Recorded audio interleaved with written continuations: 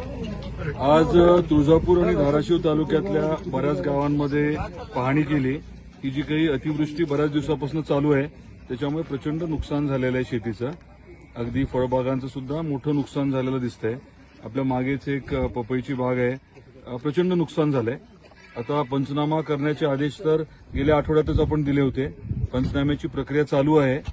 जर कुठे काही अडचणी असतील तर मग आपले जे संबंधित तलाठी आहेत, ग्रामसेवक आहेत, त्यांच्याशी बोलणं अपेक्षित आहे.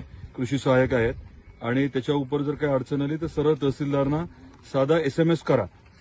एसएमएस केला तहसीलदार पुढची जी कारवाई करायची ती करून घेतील. त्यात काही अडचण येऊ देणार नाहीत आणि त्याच्या उपर काय असेल तर मग मला सांगा. आपण आता सरकारकडे तातडीने आपल्या जिल्ह्यातले पंचनामे करून मदतीसाठी प्रस्ताव जो आहे तो पाठवतोय आणि लवकरात लवकर मदत कशी मिळेल यासाठी मी पाठपुरावा करेन. महत्वाचा भाग काय आहे की नुकसान प्रचंड झालंय परंतु सरकारकडून मदत मिळत असते. जे काही नुकसान झालंय एनडीआरएफ एसडीआरएफच्या निकषाप्रमाणे 33% जास्त नुकसान झालं तर मदत दिली जाते.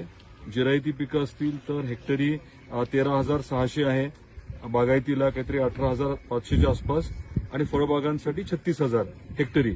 तर त्या अनुषंगाने लवकरात लवकर मदत कशी मिळेल यासाठी आम्ही नक्की प्रयत्न करतोय आणि आपल्याला एकच विनंती आहे की नुकसान झालं असेल तर पंचनामे आपण जरूर करून घ्या. त्यात काही अडचण आली तर मी सांगितल्याप्रमाणे तहसीलदारांना साधा एसएमएस करा. याच्या व्यतिरिक्त जर कुठे काही जनावरांच्या बाबतीमध्ये किंवा इतर काही हानी झाली असेल, आपल्या घराची हानी झाली असेल, तेही पंचनामे आपण करून घ्यावे आणि मदतीसाठी आम्ही सर्वजण आहोतच. आपल्या गावातले प्रमुख आहेत तेही आपल्या मदतीसाठी आहेत.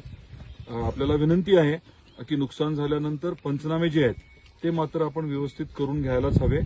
प्रशासनाला, आपल्या जिल्ह्यातल्या प्रशासनाला अगदी ताकदीने सूचना दिलेल्या आहेत आणि त्यांनी पंचनामे करून वरती रिपोर्ट करायचे आणि जिल्ह्यात स्तरावरती रिपोर्ट झाल्यानंतर तातडीने मंत्रालयात पाठवण्याचे देखील आदेश दिलेले आहेत. याच्या उपर काही अडचण असेल तर जरूर मला आपण कॉन्टॅक्ट करा.